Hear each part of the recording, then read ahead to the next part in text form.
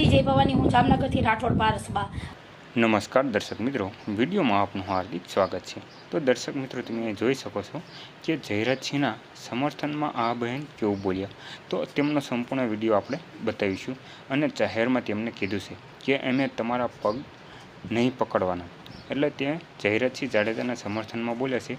તો તેનો સંપૂર્ણ વિડીયો બતાવી એના પહેલાં જો અમારી ચેનલ ઉપર નવા હોય તો સબસ્ક્રાઈબ જરૂરથી કરજો। તો જુઓ હું આગળ આ બહેનનો વિડીયો।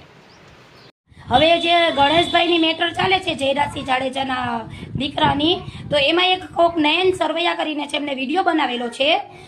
અને એવું બહુ અમુક એવા શબ્દ બોલે છે કે ગીતાજીનું આ હવે નથી ચાલતું, અમારું આ સંવેદન ચાલે છે ને આ છે ને તે છે ને। તો ભાઈ, તમે જ્યારે આ કાનૂનની મદદ લેશો ને, જ્યારે કોર્ટમાં કેસ જશે ને, ત્યારે ગીતાજી ઉપર જ હાથ રાખીને સાચું ખોટું થશે, ત્યારે સાચું પણ ત્યારે જ આવશે।